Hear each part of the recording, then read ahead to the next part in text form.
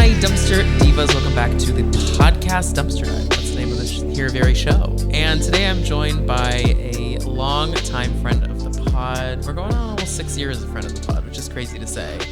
And, oh my God, am I getting emotional? And she is the host of the Not Aspirational Podcast. You know her, you love her. Make sure to follow her on YouTube and all the places at Not Aspirational. It is Hannah Erin Brown. Welcome back to the show, Hannah.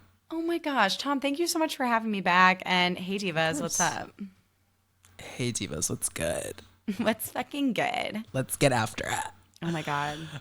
There's so much to talk about. And you know what, Hannah? I'm happy you're here because, you know, something I feel like not a lot of people are saying enough online is that you got into a bit of a spat with Wes Wilson online, and we're on the right side of history. And I feel like more people need to give you credit where credit is due, that you clocked him, and then everyone else got mad, including him, that you clocked him. People got really mad. I backtracked. Here's my problem. I hate conflict. I have really loud opinions, but then the second someone's mad at me, I'm like, oh yeah, never mind. It's not a big deal. I'm stupid and I'm wrong. So I backtracked, okay? Yeah. Which I'm not proud of. I think it's like... I do that too. No, it's like, to me, it's like so sexy to just stand in your convictions and be like, fuck you, I don't care. But I would rather be like, admit that I was wrong and be harmonious with people than like, you know, stand 10 toes down and just for the sake of being right. You know what I mean? Like, it doesn't matter that much to me. Right. But I do feel vindicated. And there are certain Bravo creators out there who I know made videos about what a crazy person I was, making fun of me when that happened. And I wonder if they remember what they said and what they did. I wonder if it keeps them up at night, because it should, because I was right.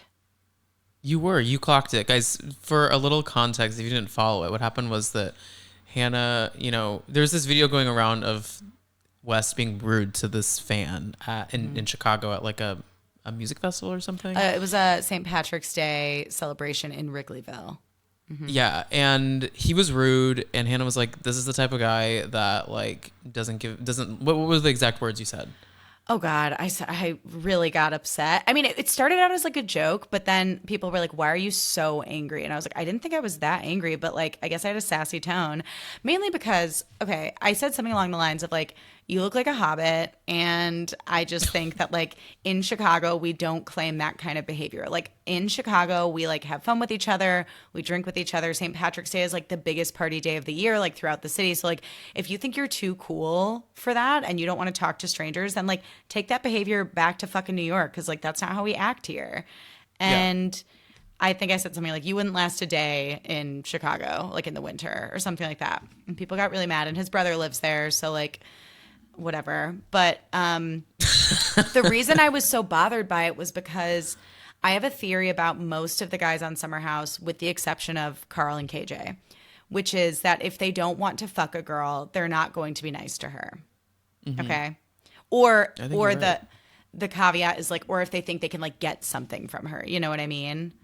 And so I'm just like, the narrative I told myself was like, he didn't want to hook up with these girls, so he called them weird and told them to get away from him. And that really bothers me as someone who acts like a silly goose with my friends in public all the time.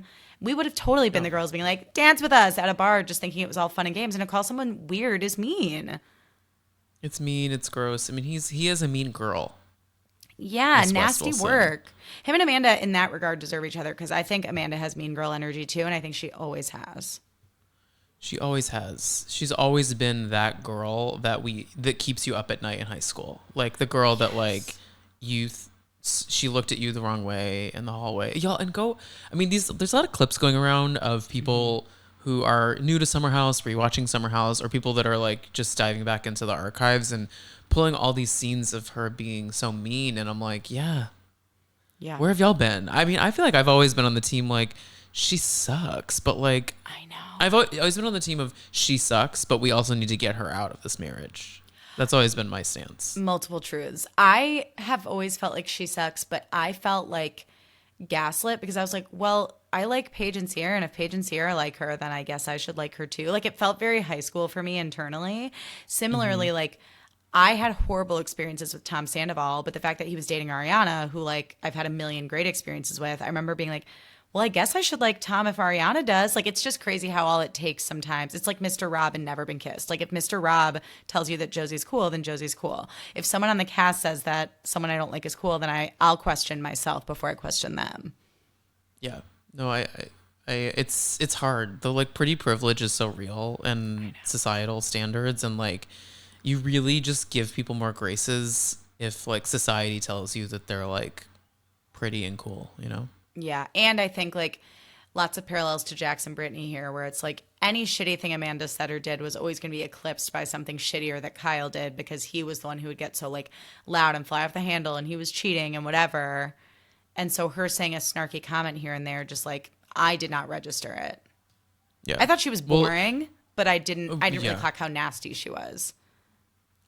It's easy for these characters like Brittany and Amanda to get away with so much because they do have a shield of this terrible man that like in the end, like objectively, I mean, we'll get into it here in a second, but I think Kyle needs some reminders that he sucks. And he like, I think he's living the high life at this reunion, feeling light and breezy because he's like, thank God I don't have to like really account for my sins here. But Diva, you're not good either. No, and I appreciated that Andy was like, you can't defend saying fuck you to your wife. And he's like, I'm not. And it's like, you literally are. You're trying. That's kind of deeply what you just did. Yeah, exactly. I'm like, that's actually exactly what you just did, but like, okay. Yeah. Well, let's get into this reunion. We're just going to go beat by beat because there's like so much to dive into. And guys, reminder, if you want an early access ad-free version of this, do subscribe to the Patreon at patreon.com/dumpsterdivepod. And Hannah, let everyone know what's going on Not Aspirational before we get into it, and anything that they can come check out on your show. Thanks, Tom.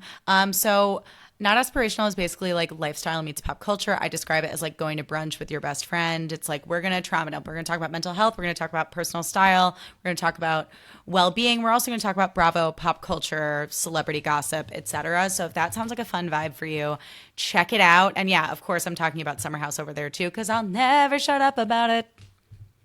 Yeah, I mean, it's all anyone's talking about. Although I'm hitting a point where I'm like excited for next Thursday when like we will have been, or next Wednesday when we will have been free of the last episode of the season. No, literally. And I love you all listening to this journey, but it's just gotten so heavy, you know? No, I think we're all tired, and like you're not the only one. Honestly, like every single, especially my content creator friends, like all of us are like, we're the Scarlett Johansson Marriage Story meme where we're just like exhausted. That's for the YouTube. It makes me laugh every time. So this episode starts, the second part of the reunion starts with like the backlash of Lindsay and Sierra giving that like really solid read down on Amanda, and Lindsay's just warning Amanda that like she is going to get fucked over by West, and she really is. I mean, guys, there is no path forward here that is not bad. No, I don't believe that this will end well. He's not. Y'all, you can never change a man. Let's just make that clear. You can't. You cannot. You can try to convince yourself that he's changed, but you can't change a man. They will always be the man that they were when you got him.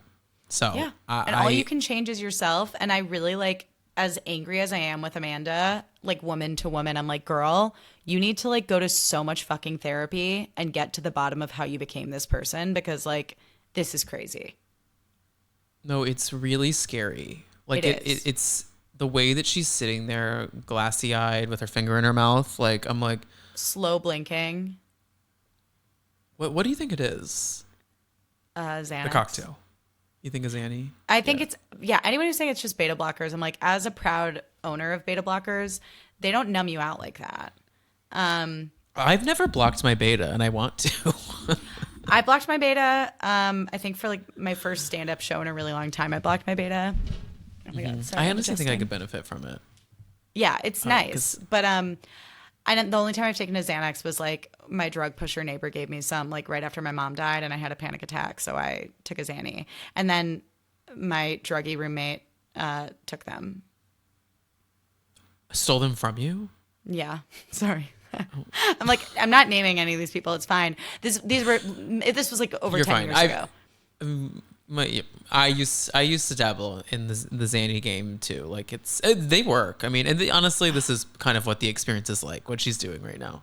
Yeah, no, it's like you're kind of just like numbed out and like vibing. But like I made a rule with myself where I was like, I'm not going to use these unless I'm really like unless I really can't get a hold of how I'm feeling.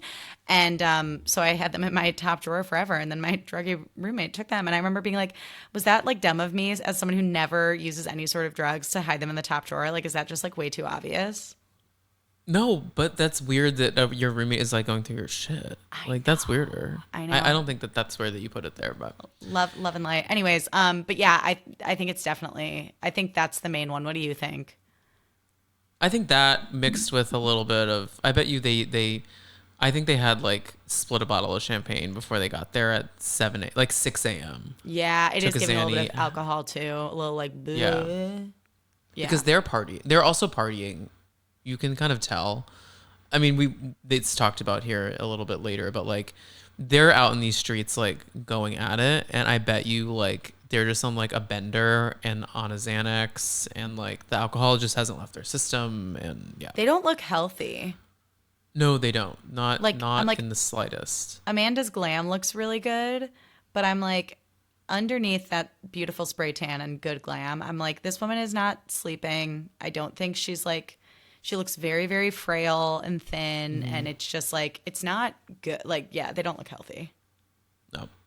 So KJ opens up to West about how his dad was a womanizer and how like this behavior really bothers him because he's seen the negative repercussions to the women in his life.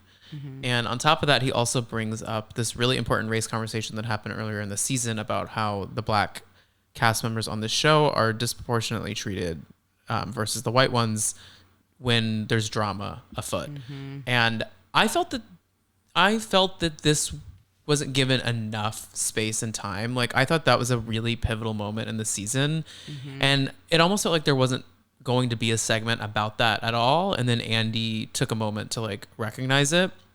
But KJ brought it up. Right. Yeah. I do think this is a huge portion of it and a portion of like the problem here. Mm-hmm. And, you know, some of y'all get mad. There's some new listeners here that I'm happy that you're here, but aren't used to me like just openly talking about race on these shows. So that's just kind of what we're going to do here because that is the reality of life and the reality of these shows, especially when they're blended like this. And I just... It just really bothers me how West has this like relationship with black media, black content creators, black cast members, and he treats them differently. And I just need someone with a camera and a mic to say it to him. I know. To his face. Like I because in the end, the only time he really hears things seemingly is when he's mic'd and when there's a camera on him because he cares about his image, you know? Yes, when there's an audience. Yeah. Yeah, and I agree. I just wish that people could like really, I just wish that he could feel that and hear that. I know, because even after KJ brought it up, West said, I apologize, which something that Jake noticed was he very rarely says, I'm sorry. He just says, I apologize, which even then is like kind of lame. But then he's like, yeah, you know, if there are conversations to be had, like I would love to have a conversation with you. And KJ's like, it'll take some time, but like I'd be open to it at some point. But it is like, even Sierra said, I think it was at this part when she's like, I think West and Amanda both just use buzzwords saying like, I see you and I hear you, but their behavior like shows that they do not see me and they do not hear me. And yeah, I agree with you. I think like that's what makes this situation, like the racial element of it makes this different from Scandival in so many ways. So like a lot of people argue like, well, this isn't as intense as Scandival because like they weren't in that serious of a relationship and they weren't together that long. But it's like, but Ariana's white. Like everyone in that situation was white. So like this is very different and very heavy in its own way. Yeah.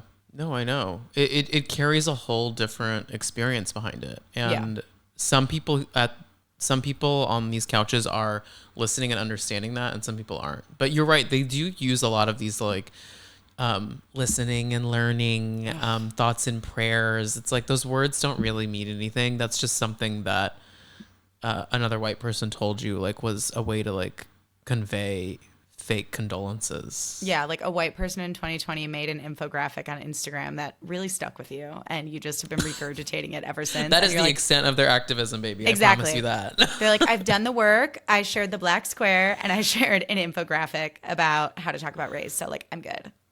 What a time to be alive. The black square of it all. Black square. Collective trauma on so many levels during that time. And people really thought they were eating with that. They were like, don't worry, guys. It's a safe space. I posted the black square. Like, I did it. It's like God. The Debbie Ryan meme where she's like, oh. My favorite meme of all time. What is she up to? Because her two memes are both fantastic. We have this meme, and then we also have the I went to the Disney Channel office and I said, let's make history. And make history. I don't know. We need her. I mean, like, I want her to have like a Jeanette McCurdy journey where suddenly she drops this like really intense book out of nowhere, and it's like, oh my God, Debbie, I didn't know you had that in you. Yeah, I'm happy someone else died. Yeah, we need that. We need that journey for her. We do. So Amanda, is we get this great quote though to wrap up our conversation around the Black experience. Sierra says, in quote, "I don't want to be friends if we are not talking about the political climate of this world." And I thought that was like a really, really well put quote and sentiment that I feel like. Mm-hmm. The world is crazy around us, y'all. We don't need to get into all of it, but like it's important to be political with your friends, because being apolitical is being sometimes even more political than actually. Yeah, and it's also like political. If you're a white person and you're gonna be like, oh, this person who is Black is my friend, and you don't care to have those conversations with them or to be vocal about this political climate that literally puts people of color in danger, then how can you call yourself a good friend? Yeah, I know. It's even Amanda and West in that scene around the dinner table when Sierra and KJ and everyone was talking about like the element of race on the show, I felt like they kind of brushed it off, like, to an extent. I remember feeling like Amanda, like, put her arm around Sierra, and West was kind of like, yeah, like, people thought I was racist because, like, I didn't want to date you. And it's like, that's literally not what we're fucking talking about, you stupid straight white man. Shut up. And so it's like, I don't think they ever really were there for Sierra in the way that they pretended to be. Agreed. And by the way, now that while we're here, I just want to give another good old-fashioned fuck off to Nick Viall for hopping on his goddamn podcast that never was supposed to be about Bravo, that became about Bravo because there happened to be $1 behind it, and sat there and said that both Mia and Sierra, after last week's reunion, were coming across incredibly aggressive. I'm sorry, Nick. You are so out of touch with this world, and for you to curl up on that couch with that mic every fucking week, I'm sorry. Keep it. Take a break. Go somewhere else. Talk about the white shows. Talk about like the Hulu shows.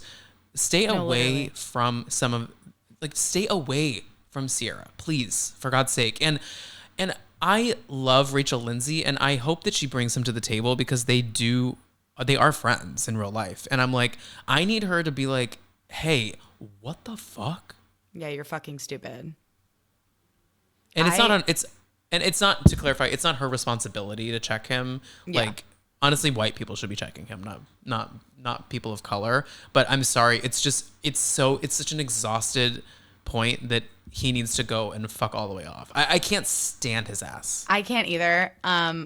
Every time I think he can't make me more angry, then he says something even more out of pocket. Like, I hadn't seen that clip. I didn't realize that he did that. But he's been annoying me since this all started because he's been, like, insensitive about how this impacts Sierra from the jump. And so it's like, I'm so angry that he said that. And unfortunately, I'm also not surprised because he's so fucking stupid. He's an idiot. And, like... And so is Natalie. Yeah, Natalie, like, stand up, girl. Natalie, come on. Stand up. Get your man. And Natalie's also the type of person who asked about Austin's sister and was like, so what about that cliff? Am I right? Like, oh, God. It's just idiots on parade. And the other thing that's crazy about her is that not her, that whole situation is that they are very much people that don't apologize for what they say on that show, and they just like keep it moving. Yep. There's something to be said about that. Like, good for you for not engaging the online discourse, but I'm sorry, this situation with Sierra and Mia, like, you need to fully fuck off and say something. And maybe they have after this comes out. I doubt it. But I just, it's really tough to see. Oh, God, that's infuriating. Yeah. So Amanda runs out, though. And this is that scene from the trailer where, like, no one's going after her. And this is so embarrassing. Oh, my God. So embarrassing. This reminds me of, like, the shit I used to pull in my 20s when I wanted attention. And I would just, like, flee. And then when no one would follow me, I'd be like, okay, wait, what? Like, it's like... No one's coming after me. And but seriously, the fact that West didn't get up is like, he's just such a wuss. He is such a pussy ass bitch. I can't stand his ass. I'm sorry, I'm coming in hot today. These people are making me so mad. I just can't. And then he's like, well, I didn't know if like the questions were going to come back to me. And I'm like, but like, that's what's creepy is like, he's always like self-producing. Like, it's always about the show.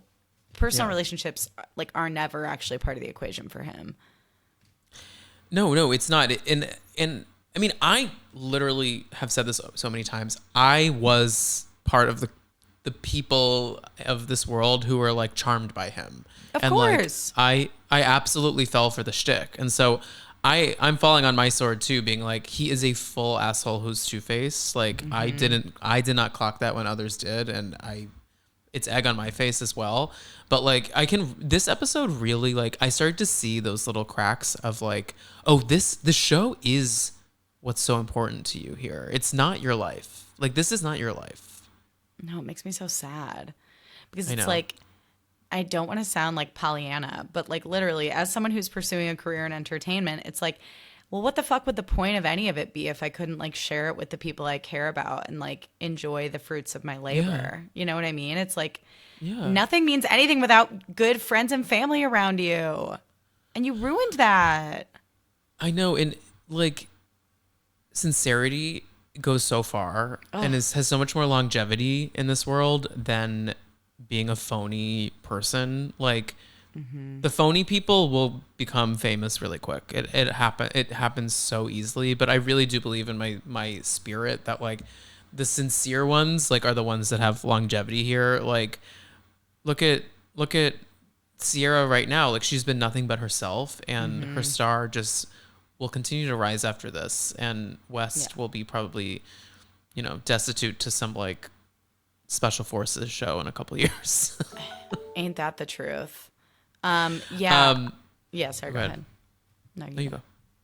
Okay. Well, West goes after her eventually is what I'm going to say. And then we get this little scene of everyone kind of breaking, and West is in that dressing room chatting with her, and they don't have the cameras in, but they are mic'd. A reminder, when you got a mic on, it's hot.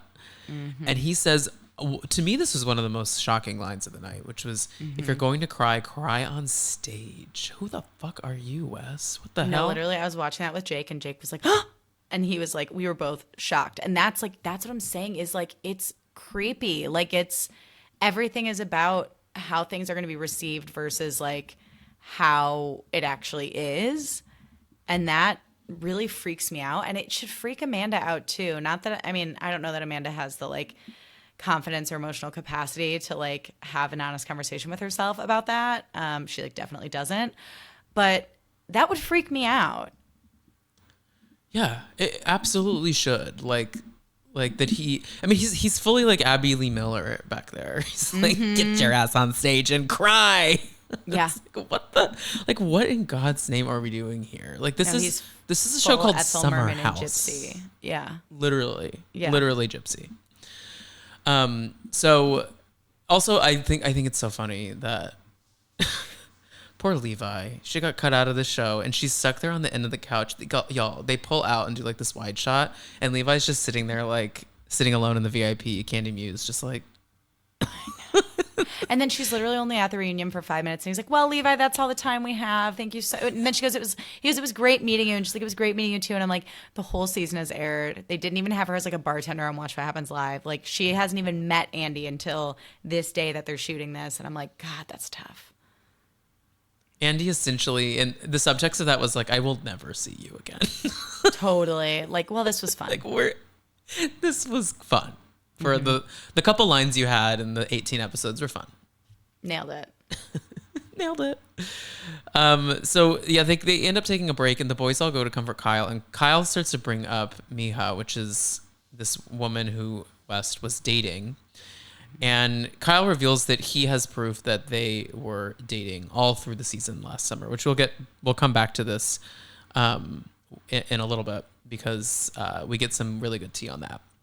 But then Dara comes out, and baby Dara, say what you want about her. I liked her, but I know some people aren't totally on board with her. Yeah, I don't get that. She has a spectacular grasp on the English language, because she eviscerated twice West. Once without Amanda and once with Amanda. I know. I was like, do you think she wrote that in advance? And Jake was like, absolutely. I'm like, she definitely like rehearsed this shit like a fucking monologue. Like, I'm auditioning for Juilliard and here's my monologue. And it was worth it. It was amazing.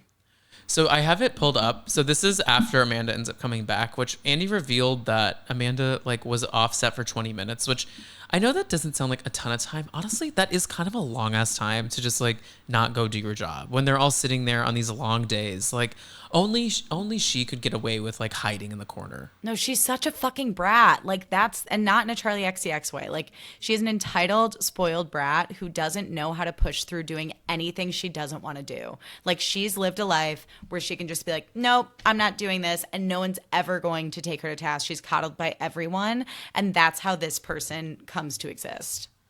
It starts with Daddy Batula too. Daddy Batula, her parents went wrong big time. And they did. So this is Dara to West at the Summer House reunion. Shout out to Reality Blurb for documenting all this. You like people to think of you as a good guy, but you treat the women that give themselves to you like they're dispensable. The biggest pattern in his life is that it's the West show, and it always will be the West show. And the biggest concern of his consistently is being well liked and well received. And he doesn't prioritize treating the women he is linked to romantically with the same respect as he does anybody else in his life. Now that's just the first read. That's not the other read. But like even that, I'm like, get him. I know. And even Sierra said that. She was like, damn girl, get him. Well, and West essentially acknowledges that is exactly what he does, you know? No, he literally nods and he's like, yeah, totally. He's like, yeah, that sounds like me. Yeah. Huh. You got it. You got it right. It's like she's reading his now, horoscope and he's like, wow, totally. How did you know that? Yeah, wait. How did you know that about me? I'm actually literally freaked out right now. Oh my God, that really, really killed me. I'm trying to find the other one. I thought I had it pulled up, but I don't. I have the other best one. part of yeah. You no, do you this go. One. Go ahead for it. No, you go. No, I don't have it. You go. She says, wait, what was the last thing you said?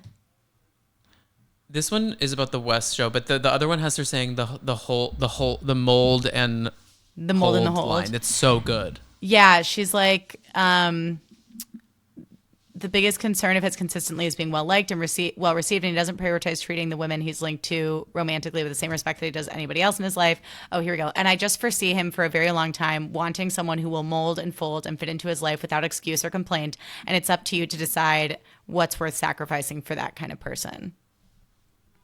Like, as the kids say, she spilled. She ate. Yeah. All that. She definitely ate. She ate them up. Now, one thing that and I don't want to spend too much time on this because I do want to protect KJ. I mean, my reach is not that big, but like I do want to protect the conversation around KJ a bit. But I am a little confused about what their status is, because there's some rumors that they had split, and then I know. I think they've generally been on and off because of KJ's mental health, which is what he was alluding to on Carl's podcast. He went on Carl's show this week, and it was recorded a bit ago, I believe, but he did reveal that Mia asked Dara to go on a break with KJ. Oh shit. Because I didn't know that. Because yeah, she was like, I need you to take a second from him because I need him to focus on himself. And he's putting a lot in this relationship. And I'm worried that he's losing a little bit of his sanity because of his mental health. So, Fuck. yeah. I love KJ, and I want him to be just happy in life. And that I don't know that needs to be on this show, you know? No, I know. I've been having these conversations with my Bravo loving friends too, where it's like, I'm team KJ no matter what that looks like. And I think that fame and reality TV is it's so fucking gnarly, and it's so hard for the people who go through it in really unique ways that like the average person can't relate to. And I think for someone who suffers from BPD and has like pretty drastic mental health ups and downs, I just don't think it's like necessarily the healthiest environment. I want him on my TV for as long as he wants to be on my TV, but like if I were his friend, I don't know that I would be like, yeah, you should definitely just like, this is your career now. Like there's probably something healthier for him that he could be doing. Right. No, I totally co-sign that. We also get this little Ben segment where Ben opens up about his conservative family, and this was crazy to me. I just can't believe like all of the ins and outs of this, that his parents are just disowning him because he just had sex one time. But then I guess Sabrina has been a really big part of him mending that relationship. I'm still not a big Ben fan, to be honest with you. But I literally was like, wow, that's really sad. I don't care. Like, and honestly, I don't like Sabrina either. And I know that's like a hot take, but like, I think she's doing too much. Yeah, I don't disagree. Don't disagree. I think with her you. whole like love and light, I'm just a fairy thing is like really intense, and to me it reads as very disingenuous. Whenever someone is like a fairy, I immediately go, oh, you're sinister. 100%, because it's not actually human. Like it's not biologically normal to be this positive, like, I don't talk bad about people. Like it's not normal to be that way.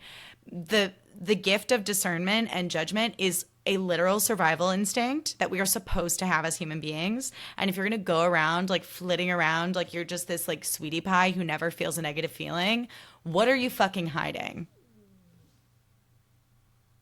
What are you hiding, Sabrina? What are you hiding, Sabrina? I also didn't care about Jesse Solomon's music, respectfully. Okay, let's talk about this. So Jesse has this little breakdown about the music of it all. And here is my grander take on this. Like, yeah.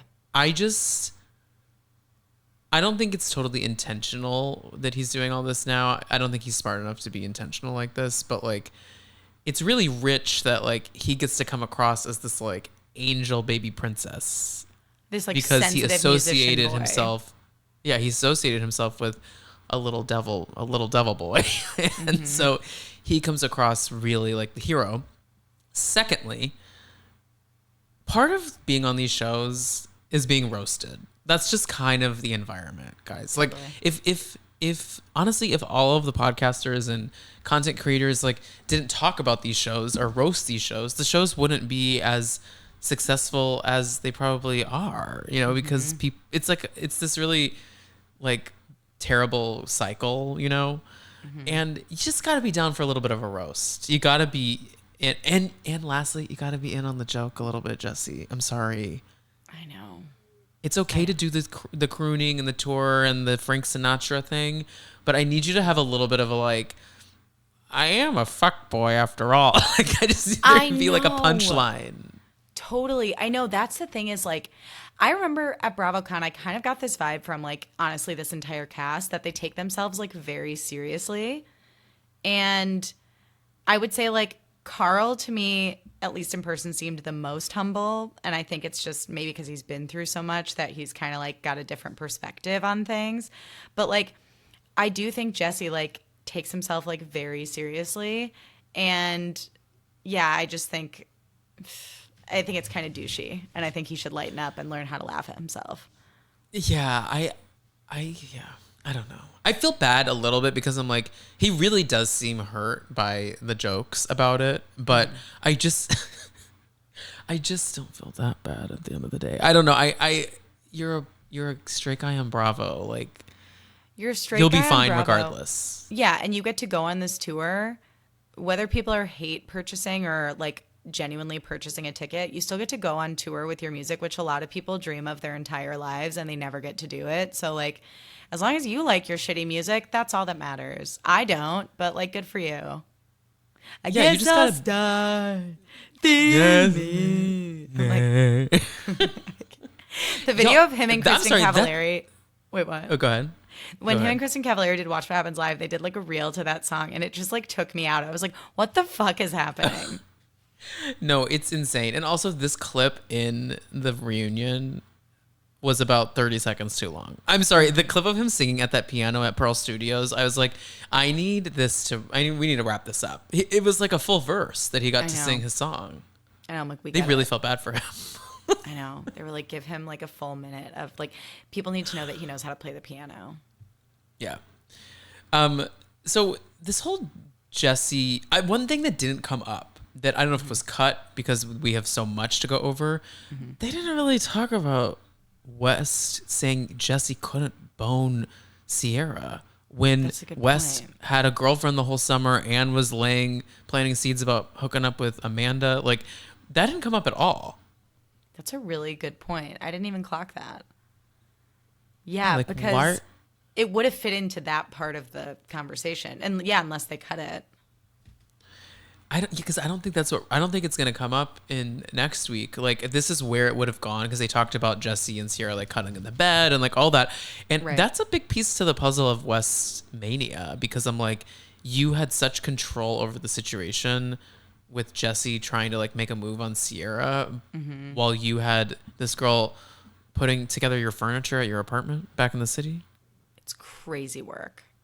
Genuinely. Yeah, I don't know. There's so much to unpack there. Like, it's so layered because it's like, who the fuck was West to make Jesse feel bad about having a crush on Sierra if he literally had a girlfriend, had no intention of getting serious with Sierra again, much less like making out with her. Like, I don't think that was initially his plan. I think it like organically happened once he felt like she, quote, like wasn't mad at him anymore. And then was planting seeds with Amanda. And I felt bad for Sierra because she's like, her whole thing was like, is this a joke to you? Like, am I a joke? And what's so sad is I think Jesse's just like a dum-dum and didn't know how to like verbalize. Like, no, of course not. I actually have feelings for you. Like, I don't think he knew how to be that communicative or like vulnerable. But also it's like the only person who made Sierra feel like a fucking joke at the end of the day were West and Amanda, like the two people that she felt safest with in the house. I mean, aside from like Mia, because they were already friends. Yeah, no, well, right. But like, yeah, it's we're just starting to see all the pieces of all of the different games West was playing with every single person in this house. And it's really crazy.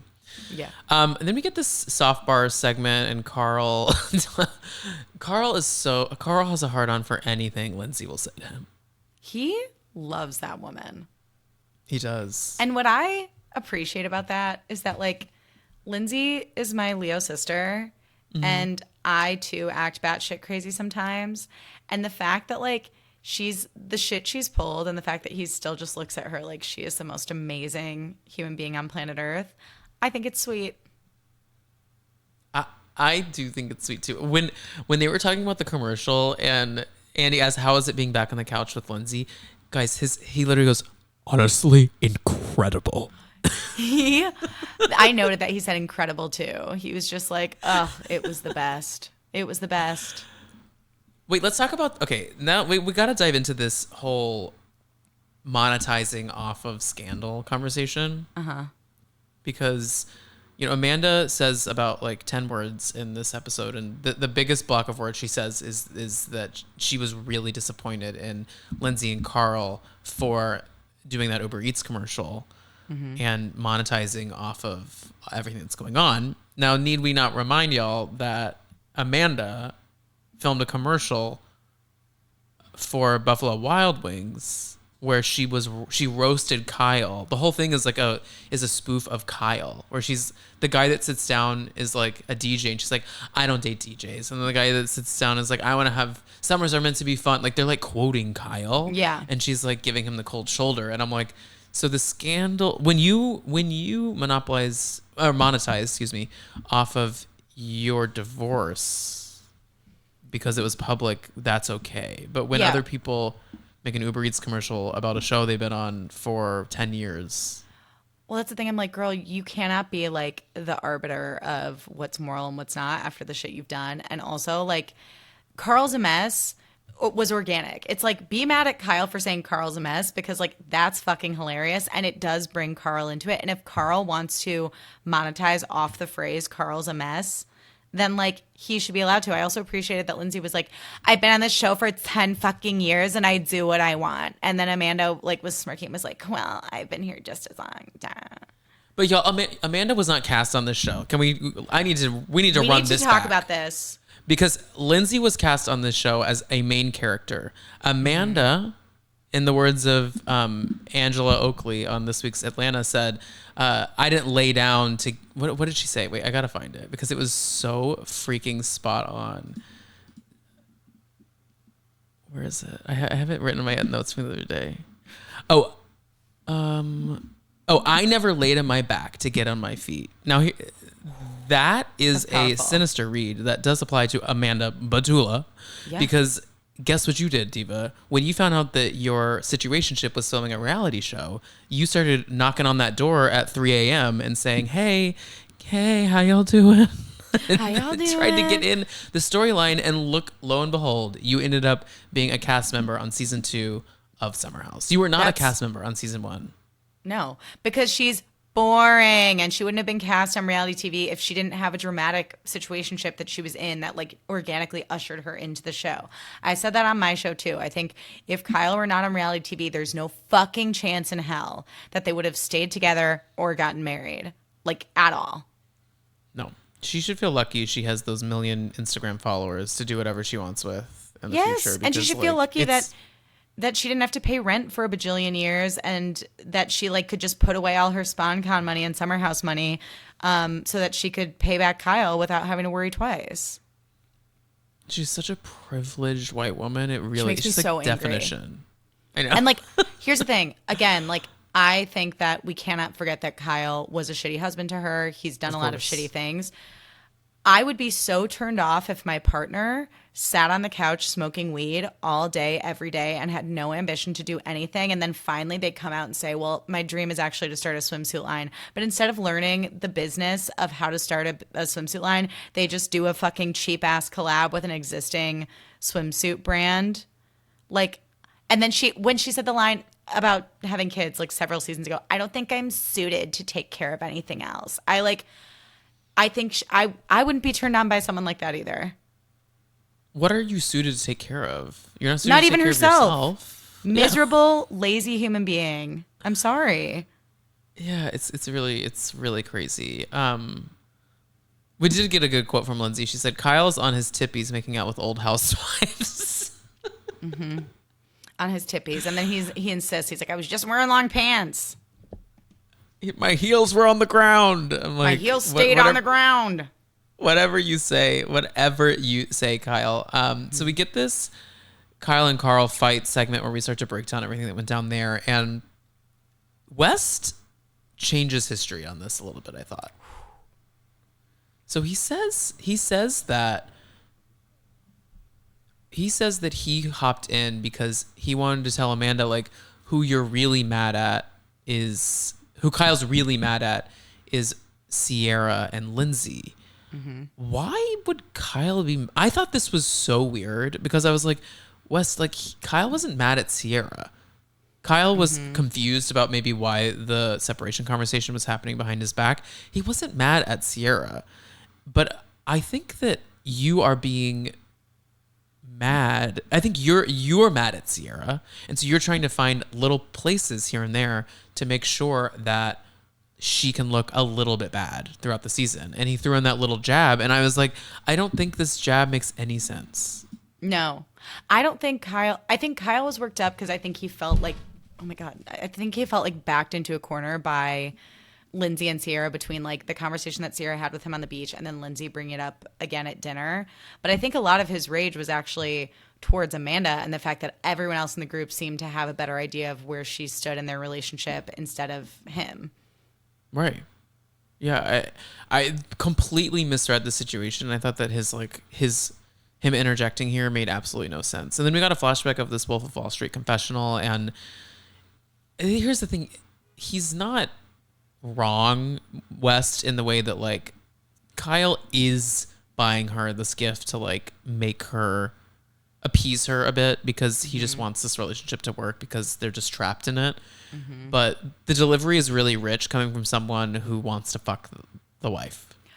I mean, that just taints everything that he did throughout the entire season. That just seemed like, oh, so sweet. Oh, he just Right. like, he just cares about her so much as a friend. It's like, and I've also been like noodling on this idea, if I may get your perspective on it. I was thinking about like the whole argument, and what everyone was saying this entire reunion is like, all he cares about is perception. All he cares about is what the audience thinks of him. And so part of me was like, but then why would he fuck around with Amanda? Because like, obviously that wasn't going to go well. But then my friends and I were talking about it, and my friend was like, I think it's because he saw how bad Kyle looked throughout the season. He was the hero to Amanda throughout the season. So my friend was like, I think he's the kind of guy who was delusional enough to think that the audience would be happy to see Amanda and Wes together. I think you're right. I mean, he's a narcissist. He really believes that story in his spirit, that like that Wes. I think he thinks he saved the day because he saved her from this terrible relationship. He really does view himself that way. Yeah, I know. Dark stuff. And he expected the fandom to be like, good for you guys. This is so cute. This makes so much sense. After how sweet you were together last summer, like, this is awesome. Like, as if Sierra just, like, didn't fucking exist at all. The men on the show are deeply out of touch with the viewer perception of who they actually are. It's like crazy. Kyle included, because Kyle, I'm sorry, like he was talking about, he's like, you're making it sound like I'm an abusive husband. I'm like, Kyle, you kind of were verbally abusive to your wife. I'm like, I'm sorry that that's a triggering word and you don't want it associated with you, but you did some abusive shit on that show, and it's on camera and we all watched it. We have to be held, like, even if, we're team him and him versus Amanda right now, like, throughout the season, in the end, like, if the scandal wouldn't have happened, we would have been team Amanda getting the F out of that relationship. 100%. Yeah. Totally. So the marriage segment comes up and they start talking about like when the divorce was filed and everything. And I do believe that because the timeline conversation keeps coming up about like, when did the divorce happen? When did this all rang true to me, what they were saying, that like they truly didn't make a decision until January. Because he kind of alludes to the fact that people are having these conversations about them faking for the show. But he's like, we're just not in a good place. Like, we really have been just bad. Like, we can't fake that. And that they filed for divorce because he went out on New Year's Eve and like stayed out DJing, and then it just isn't the life that she wants to live. And so then the conversation starts to come out about how he hooked up with Sally from Southern Charm. Fucking Sally. She's like a barnacle. Like, we cannot get rid of that woman. She is with everyone. And here's the thing, like, I'm not slut shaming her. Like, you live your life, diva. But it's just crazy to me that you want to be only in the Bravo pool. That's what's weird to me, is I'm like, Sally, yeah, like, you're hot, young, and single. Do your fucking thing. But the fact that she literally just like jumps from like Bravo fuckboy to Bravo fuckboy to Bravo fuckboy is like crazy work. And most of these guys suck. Like, what? That's what are I'm you doing? saying. And I do think she's like one of those people that's just like addicted to the drama and is like, you know what I mean? Like, I don't think she cares. Totally. But she was on the Bachelor. Yeah, it's like she wants to stay relevant. She wants to have fun, and that's how she's doing those things. Yeah. And then we get this. I mean, honestly, I think the most hurt Kyle has ever been in 10 seasons on this show is when Amanda reveals. When Kyle asks, I thought you hated going out, and Amanda reveals, no, I just hated going out with you. I don't hate going out with him. And I'm sorry, y'all, West parties, I agree with Kyle. Like, I think West parties so much harder than Kyle does. I know. It's the fact that he instantly started crying. Like, that's like the meanest thing she could have said to him. And I get it, because it's like all they fought about for 10 years was how much he went out. And now she's out until 4 a.m. with this guy who's like, yeah, a really intense partier. And like, I think the difference is, and this is not a justification, but I think the difference is Kyle gets like frat boy drunk where he's like, and it's like, I could see why that would be like unattractive, especially after a while. I think it's that. And then also, she says it's always about like sleeping with the fans house, but I do think it also comes back to like his behavior, where he like acts like kind of an asshole when he's drunk, and he also like can't keep his shit together. And I'm not saying that makes West like a better person. I just think for her, like, partying with West is more fun. Well, West is dabbling in some other things too to keep his shit together. If Wink, we're going to be really yeah. real about that. I'm like, honey, like, this is New York City. That's why he's able to be cool all night. 100%. I genuinely think Kyle is just pounding vodka sodas like it's his job, and that's quite literally it. Yeah. Agreed. And I don't think sorry, keep going. Oh no, that just really activated him. The party, I can't believe how activated he was from the partying aspect of this whole diss. That is the most activated he's ever been. I know, it is crazy, but I also like, I hate to say it, as someone who likes partying and like being social, if my partner was never social with me for 10 years and then left me for someone who parties harder than I do, and then is like, oh, sorry, I just don't like the way you do it, but the way they do it is cool, I would lose my fucking mind too. I would too. And I'd just be like, oh, you just hate me. You just hate me. And that's the headline, is she hates him. She's always hated him. I mean, you go back to season 2 and their like quote solution is to just go drink for drink together. And then she like gets mad at him because he like drank a Truly faster than her. Like, it's like never once has this relationship been functional. And it's funny to see them drinking Trulies in the early season because it's pre-Loverboy. Going for drink is so dark to me. I'm like, oh, we're in this deep that you have to like make sure you're like both drinking the same. I'm like, so oh my embarrassing. God. It's really bad. Really bad. But then we break for lunch, and this is where we get the really two juicy things. One, we get this really bizarro scene between Wes and Amanda curled up on that couch, acting that like fucking blanket. Little rats. Little rats. And she is like hiding from the camera under that blanket. It's just like so weird. I can't stand when a woman like Amanda is like always cold. She's like, I'm just a baby. I need to be under my big blanket. Yeah. And then she's like gnawing on that like sad looking piece of chicken. I'm just like, this is like so depressing. It's really bad. And then Wes says the darkest line. Do you like want me to hop in more? Yeah, maybe you should just a little bit more. And then she goes, no, I think it's just going to piss people off. So I'll just do the best I can to speak for myself.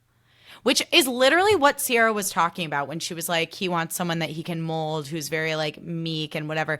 It's like she isn't mad that he didn't jump in, and she doesn't want him to, because she doesn't want him to have to come under fire for what they both took part in. So she's like, no, it's okay. I've got it. And I'm like, that's so fucking sad.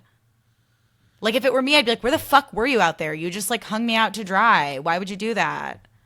Yeah, it's really depressing to see her sit there just like dead eyes while trying to defend herself while he is thinking about like what he's gonna have for dinner.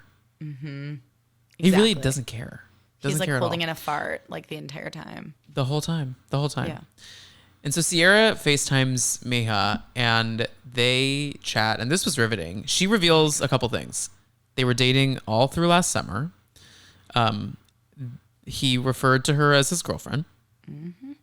She was staying at his place on the weekends when he was filming in the Hamptons. She built his furniture. And put together his furniture. And the reason he didn't bring her up was because he was afraid that he would get fired from the show because he had a girl outside of the show that he was dating. So he hid her from the cameras, from any of the conversation.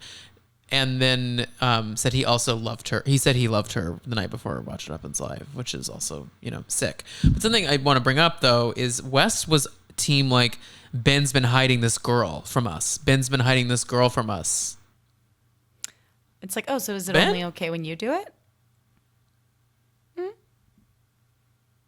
I'm sorry, y'all. That's once again West operating on his sick double standard. It makes me so angry. Nothing pisses me off more than a hypocrite. And I just like, I felt so bad for her on that FaceTime, especially when she like started crying and was like, it's just so crazy. Like I thought everything was fine. And then all of a sudden he's stepping out with Amanda and he never would have stepped out with me. Like, it's just like, it's so disrespectful to so many different people on so many different levels. And then to like have the balls to go and watch What Happens Live, like wearing the tie that she designed. It's like horrible. And to feel like he just threw her out like a piece of trash that he didn't want anymore after all that time, like awful. Horrible. And he pulls the most beautiful women. And that's the other thing that I'm like, she just seems like so together and like has her shit together and seems like she's a great head on her shoulders and just falls into the game that he plays as anyone would. Right. And I just want better for her because like all these women deserve better. Even Amanda's dumbass deserves better than this man. Truly. Yeah, this is horrible. I know. Because and what's really upsetting is he's still going to pull women after this.